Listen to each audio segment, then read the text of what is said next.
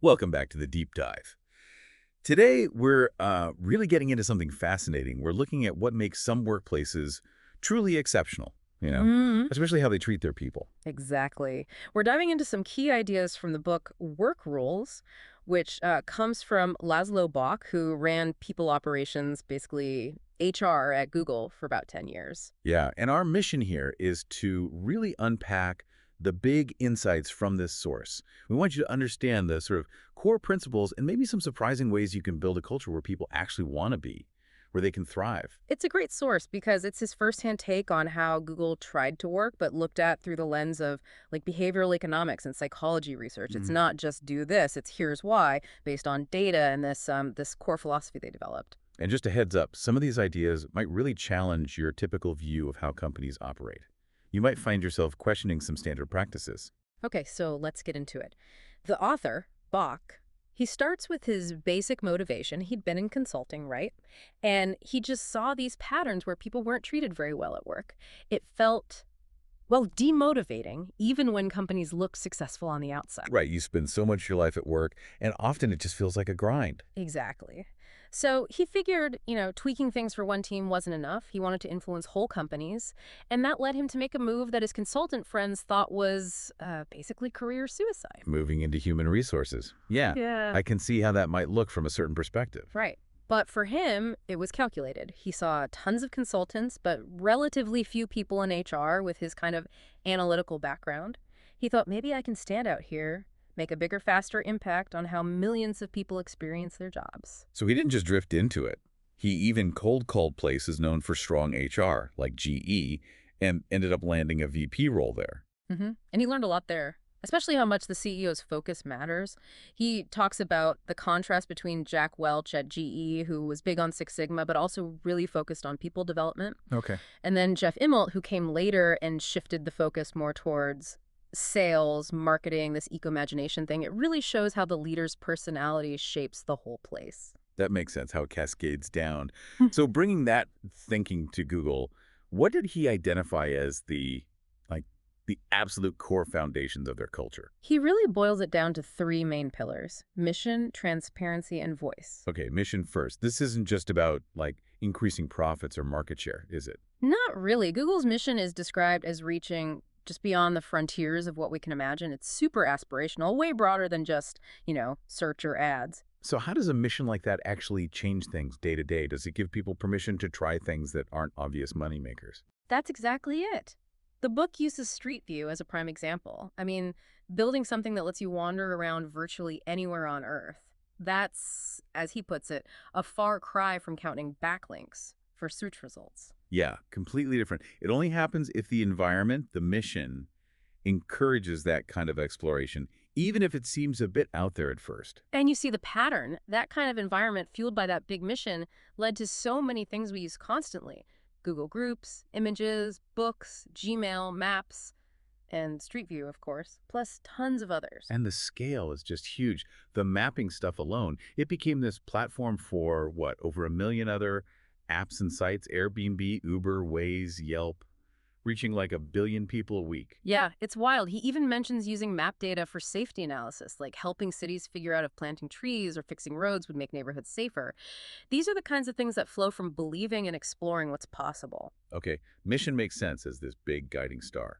What about the second one? Transparency. This really comes from the open source software world. The idea is default to open. Basically, information should be shared with everyone unless there's a really, really good reason not to.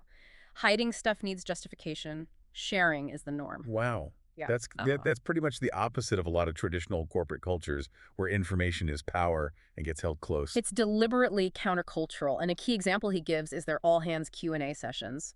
Apparently, everything is on the table for questions and debate. Minimal filtering. Like even trivial stuff. Yeah, from will Larry wear a suit, right up to really heavy topics. Such as? Questions about, say, NSA documents and encryption, or complex ethical stuff around anonymity and privacy on YouTube. The point is, any question is seen as legitimate and deserves an honest answer. That builds a huge amount of trust, even if the answer isn't popular. Okay, trust through openness. And the third pillar, voice. How do they empower employees? This one's maybe a bit counterintuitive. A key part of it is actually taking some power away from managers. Taking power away, how does that empower employees? Well, the idea is if managers have less formal authority in certain key areas, it gives teams and individuals more room, more latitude to innovate and shape things So it's themselves. like the opposite of that saying, the nail that sticks up gets hammered down. Yeah. They want the nail sticking up. Exactly. They don't want to hammer down innovation or unique ideas, so they deliberately decentralize some traditional manager powers. Like what specifically? The big ones: hiring, pay, and promotions. These aren't decided just by your boss. They go through groups, committees, independent teams. He mentions new managers sometimes really struggle with losing that traditional control. But why do that? What's the actual benefit of the manager not having the final say there? It's all about fairness and trust across the whole company. When decisions about who gets hired, promoted, or paid what are made by a diverse group using agreed-upon standards, well, people trust that it's based on merit and is fair compared to peers everywhere, not just one manager's opinion or potential bias. Managers give up that power so that the rewards feel more legitimate and earned to everyone. And they also try to reduce the obvious signs of hierarchy, right? Status symbols and things. Yeah, keeping visible levels minimal, like individual contributor, manager, director, VP, and having a parallel technical ladder so great engineers don't have to become managers to progress. And you see leaders, like the CFO mentioned in the book, wearing jeans, riding a bike. Yeah. It signals that senior roles are just different jobs, not a different class of person. Okay, so mission, transparency, voice, that's the bedrock. Let's dig into how this actually works in practice, starting with hiring, which sounds absolutely critical. What's the number one rule? It's stated very simply in the source: only hire people who are better than you. Whoa, that sounds hard. How do you even judge better? It doesn't mean better at everything. It means better in some important way. He gives examples of people he hired. One was way more analytical. Another had incredible emotional intelligence and was a great counselor. Someone else had more vision. Another was amazing at operations. He actually says any of them could have done his job, and he learned tons from them. It's about building a team with complementary superpowers, not hiring mini-me's. And finding those people takes serious effort. He mentions one hire took 4 years. Yeah, that commitment shows in the stats. The source says Google gets somewhere between 1 and 3 million applications a year and hires maybe 5,000. That's like a 0.25% acceptance rate. Harvard's rate is over 6%.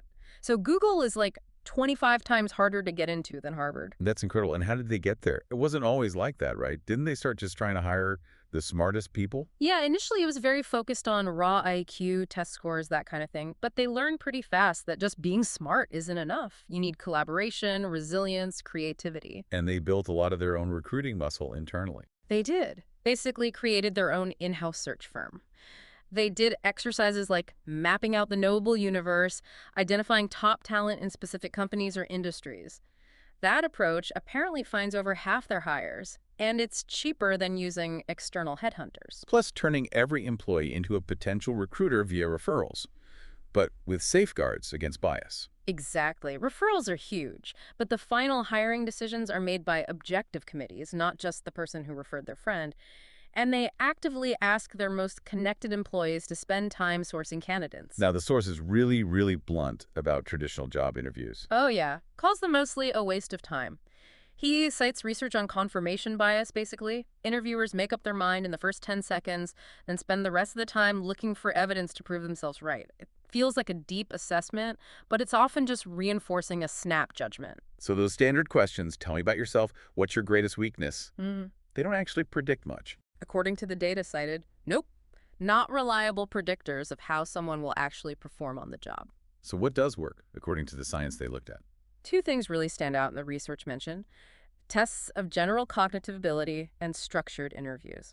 Both apparently predict performance about equally well, around 26% predictive power. General cognitive ability. Sounds like IQ tests again. Are there issues with bias there? The source definitely acknowledges potential bias, especially in the U.S. context. It mentions studies suggesting standardized tests historically haven't always accurately predicted performance for women or certain minority groups.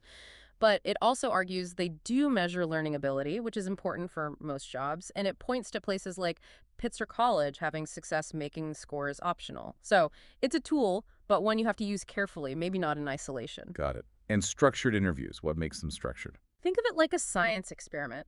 Every candidate gets asked the same set of core questions, and there's a clear, predefined rubric for scoring the answers. It takes the randomness out of it. You're not comparing apples and oranges based on which interviewer they got or what questions popped into their head.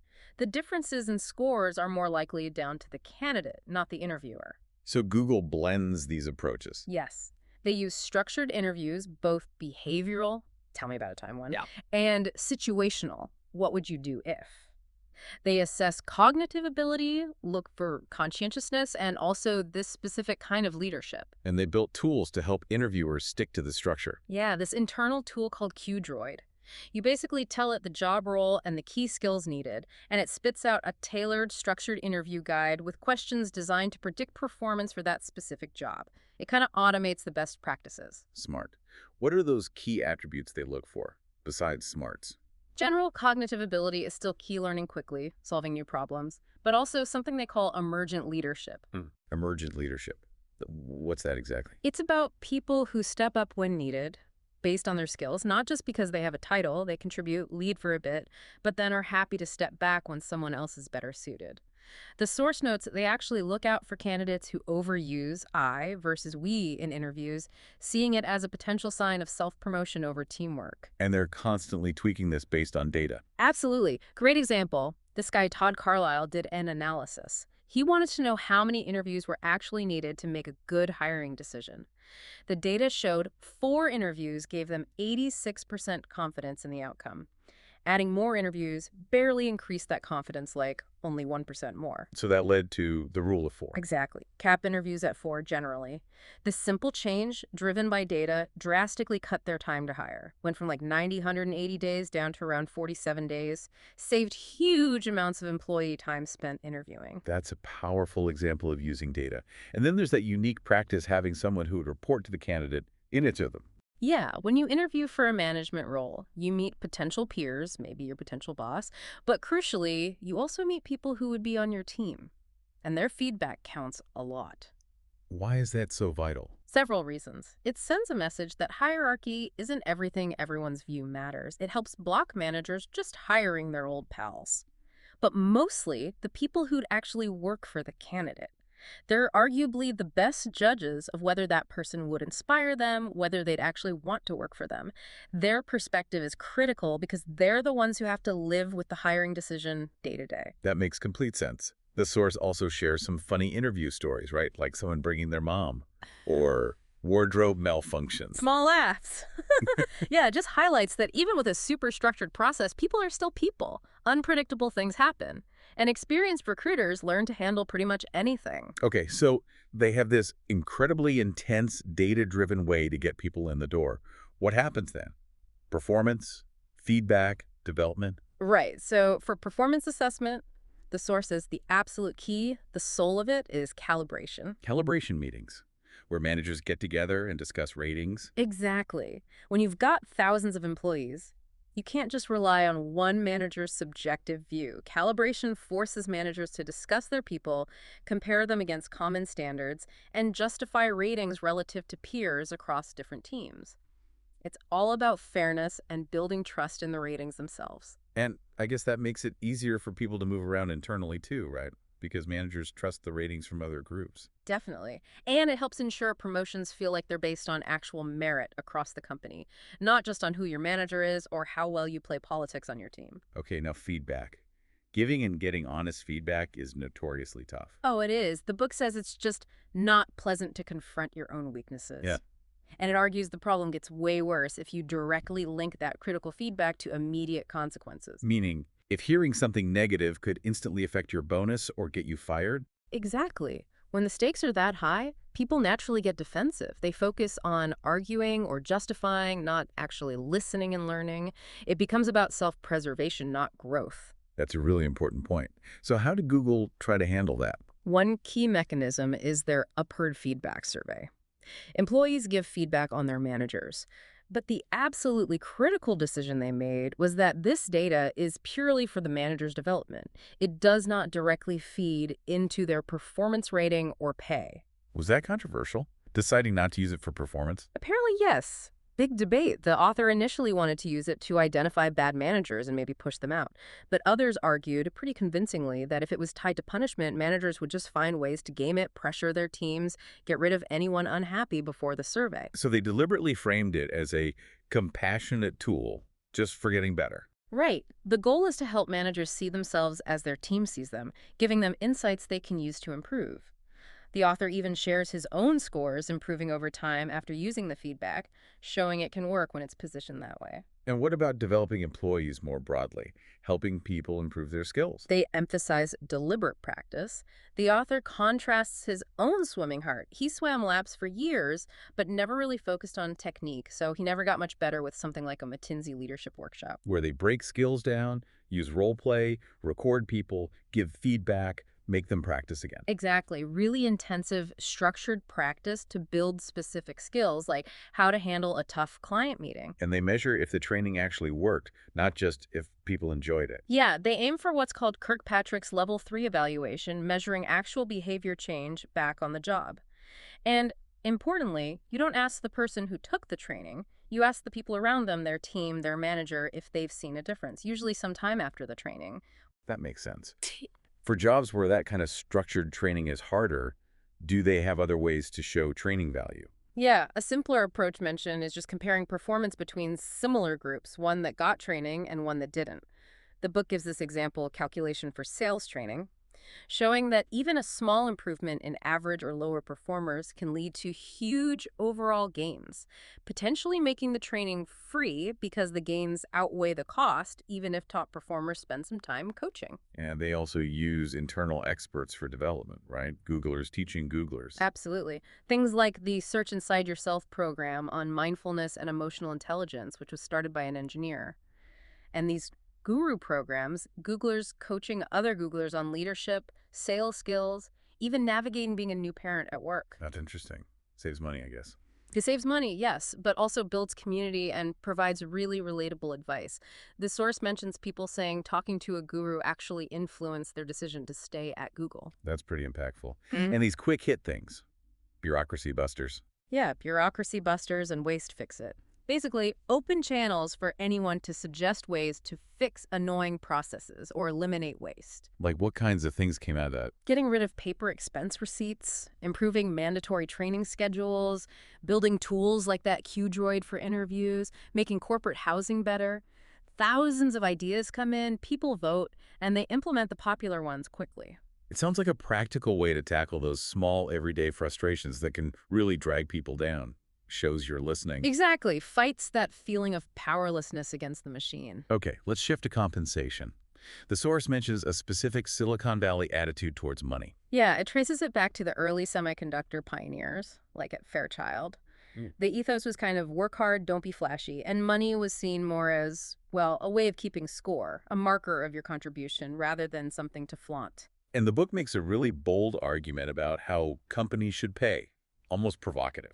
It really does. It starts by noting that how much someone contributes often grows way faster than their pay, especially early on.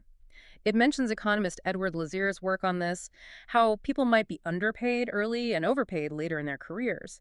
But the really core point is about the power law distribution of performance. Meaning that a few people deliver way, way more value than the average. Exactly.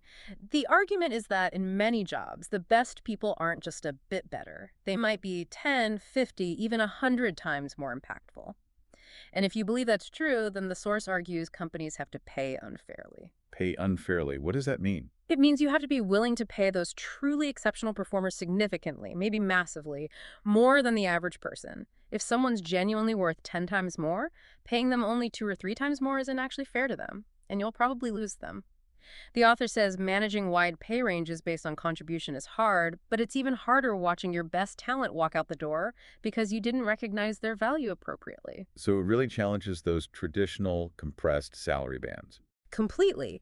It demands that you actually assess differential value and have the guts to compensate accordingly. They also talk about celebrating the achievement itself, not just the money. Right, like the Founders Awards they gave out after the IPO. These were big awards for teams that created huge value. The goal was recognition and motivation, not just handing out cash they sort of already had from the IPO. Okay, but it didn't quite land perfectly. Oh, it went wrong. By focusing too much on the dollar amount, it accidentally made employees focus only on the money, which then led to grumbling and questions about how the amounts were decided. It brought up this key distinction between distributive justice and procedural justice. Okay, break that down. Distributive versus procedural. Distributive justice is about whether the outcome feels fair, did people get what they deserved. Procedural justice is about whether the process used to decide the outcome was fair. Was it transparent, consistent, unbiased? And the conclusion was? Procedural justice is way more important for building trust. If people believe the process for deciding pay, promotions, awards, whatever, is fair, they're much more likely to accept the outcome, even if they personally didn't get exactly what they wanted. Focusing only on the money with the Founders Awards made people question the process, and when the process didn't feel perfectly fair or clear to everyone, trust took a hit. So nail the process, and the outcomes are more likely to be accepted. That seems to be the key lesson, especially for sensitive stuff like money. Beyond big awards, what about smaller forms of recognition?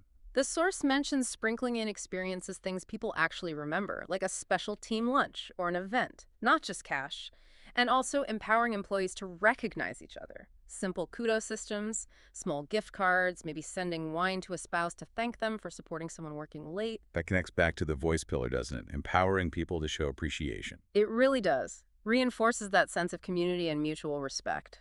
Okay, let's talk about the work environment itself and these subtle nudges the book discusses. Yeah, the idea here is that small changes in the environment, little signals, can actually cause big shifts in behavior.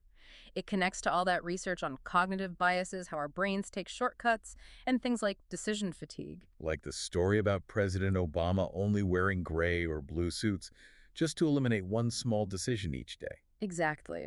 The source argues that workplaces can reduce that cognitive load by providing clear, maybe data-backed defaults or simple instructions, rather than making people constantly figure out the best way to do things or make endless small choices. Can you give some concrete examples of these nudges at Google? Sure.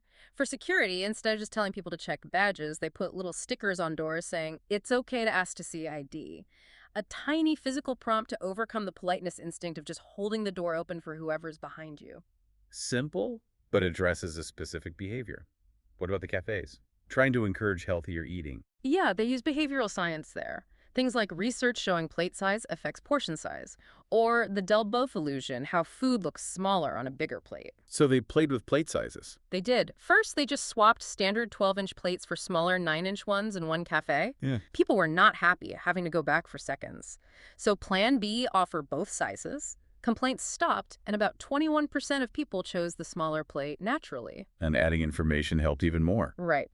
They added little signs explaining the research, smaller plates, fewer calories, same satisfaction. With both choice and the info, the number using small plates went up to 32%. It shows nudges work best when they offer choice and context, not just mandates. So it's guiding, not forcing. Ideally. Although the source is quite candid about pushback, too. They tried a meatless Monday in one cafe, and apparently there was a significant negative reaction from some employees who felt entitled. People literally threw forks away in protest. Wow. Yeah. The author actually shared some of that anonymous, angry feedback publicly within the company later, just to highlight the kind of passion and pettiness that can still exist even when you're trying to build a better workplace. It's not all smooth sailing. Which kind of brings us back to that fundamental belief the author keeps stressing. Yes. His core premise is you either believe people are fundamentally good or you don't. And if you do choose to believe they're good, then, his argument goes, you need to design your systems and practices consistently with that belief. That means giving freedom, sharing information, trusting people. and the flip side is that massive bureaucracies and tight controls imply. What? He basically says they're an admission that people can't be trusted, or maybe a belief that only enlightened leaders can manage the inherently flawed masses. It's a pretty stark view. But living these principles, mission, transparency, voice, you said it creates tension. Right, yeah. It's not perfect. Absolutely not. He's clear it leads to frustration, disagreements, failures. There's always a gap between the aspiration, the ideal, and the messy reality of dealing with thousands of people. They know they'll never hit 100% transparency or have zero hierarchy. It's more about striving for those goals, like Yeah. aiming for 70% on your OKRs, or Larry Page's moonshots idea setting ambitious targets pushes you further. Exactly. And even with empowerment, you still need ways to make decisions. Consensus isn't always possible or efficient. So you need data, you need discussion, but ultimately someone needs to be the tiebreaker. There's an escalation process mentioned that could go right up to the CEO if needed. But micromanagement is still seen as a failure. Oh, yeah. Fundamentally mismanagement, often driven by lack of trust or the manager's own insecurity. It creates an illusion of control, but usually just stifles people. Okay, this has been super interesting. If we had to boil it all down, what are the core actionable takeaways from this deep dive into work rules? I think it starts with that fundamental choice. Decide to believe people are basically good and capable. Then act like it. Share information widely. Give people real autonomy where you can. Make hiring your absolute top priority. Only hire people better than you in some way. Separate development feedback from performance consequences. Use data and subtle nudges to guide behavior, not just heavy rules. Be prepared to pay unfairly for truly outstanding contributions. And importantly, expect a lot because people often rise to the expectation. And using data isn't just about efficiency, it's about understanding people better, even predicting things. Right, like predicting who might be thinking of leaving. They found patterns, like if someone goes 16 quarters without a promotion, they're almost certain to leave. But more nuanced data could flag that risk much earlier, maybe after 7 or 8 quarters, giving a manager a chance to talk to them, understand what's going on. Trying to anticipate needs before people even ask. What the source calls those French fry moments, making people feel truly seen. Exactly, using data not just for optimization, but for empathy, for connection. This deep dive into work rules has definitely given us a lot to think about, challenging some standard ideas about work culture. We've touched on that core belief in people, the power of mission, transparency, and voice, and how those play out in often counterintuitive, data-driven ways in hiring, development, pay, even the office environment. Yeah, it presents a model that really tries to move past the old HR checklists and focus on treating employees like, well, like capable owners, like complex humans who can do amazing things if you give them the right conditions. Trust, freedom, context, and meaningful recognition. So as we wrap up, here's something for you to think about, drawing from the book's core idea. What would actually change in your work or on your team if you genuinely operated from the belief that the people around you are fundamentally good and capable? What kinds of controls or structures might you start to question or even dismantle if you truly led with trust? Thanks for listening. Visit our library and subscribe below for more book summaries.